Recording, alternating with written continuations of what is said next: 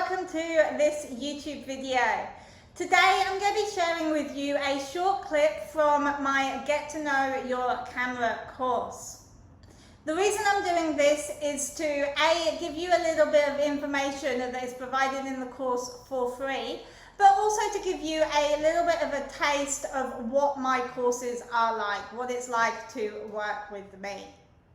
If you do want more information on the course, the link is in the description, so make sure you go and check that out. And if you do have any questions, just drop them in the comments here for me. So let's get started.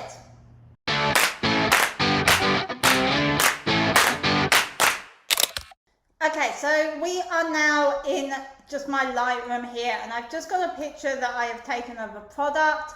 And this is supposed to be a white background. So I'm just going to show you, just using this section here on the right, how I can actually change this to get the right white balance. So it's first, I've just got this drop down menu here. The first section is as shot. I used my auto white balance, so it didn't work perfectly on this photo. So if I just say auto, that actually changes it slightly, and you can see we're now getting that white background that we actually want. And notice how it's changing all the colors. The color on the label has also changed. So if I go to daylight, it turns really sort of yellow and not quite what we would want it to be.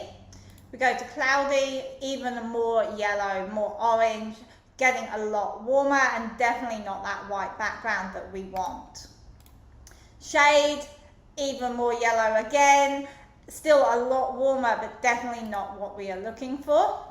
Tungsten, very, very blue, again, definitely not what we are looking for in this photo. Fluorescent is getting a little bit better because I was using almost fluorescent light. When I had this, I was actually using a LED ring light, which is very close to fluorescent light on the color chart. Flash, again, adds a bit of yellow to the image, which we're not necessarily wanting. And if I go to custom, it stays the same because I can actually just change these sliders. So I'll just play with the sliders a little bit, add a bit of blue. We're starting to get a little bit better. Bit of purple. So we can just move these around. It's only small movements, as you can see, that make big changes here.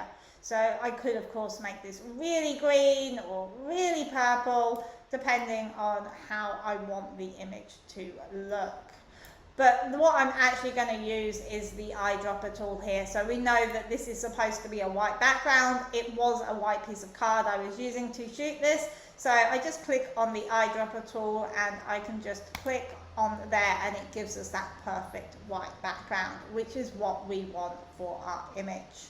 So this eyedropper tool is really useful for things like that.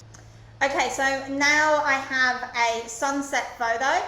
Again, I had this on auto when I took the photos, and I'm just going to show you how changing these settings can actually change the color of the photo. So auto is what I had it on. We go to daylight, it's still pretty much the same, adds a bit more blue into the sky there, and you lose some of the orange around the sun actually setting. Cloudy, adds a little bit more orange back into the clouds up there. The sky's not quite as blue. Shade, again, adds a bit more orange into those clouds and makes that orange of the sunset actually really pop. Tungsten, we go really blue. Now we've got a bright blue sky. We've lost all of that orange. It's completely taken the orange out of the picture. Go to fluorescent, and it brings back some of those red tones, but we've still not got the orange. We've got sort of a little bit more purple coming in around the sunset there, but that sky is really still too blue. Flash, we're going back to almost where it was when we started. We're getting sort of the more natural colors coming back in. And then, of course, custom, we can just drag our sliders around, add in that blue, or add in a bit more yellow as we want, maybe make a little bit more pink, really make that really nice and pink, or we can push that down and remove some of that pink, make it sort of a green. Looks kind of like an apocalyptic kind of scene there. Now if I don't have anything white in this image, but if I maybe put it over a black target, it makes our sky really purple. If I put it down here, it changes it more to a blue, and maybe on the water, it goes back to more of a normal, natural color. So you can really experiment with your white balance settings when you're editing photos. Okay, so that was the clip from my Get to Know Your Camera course.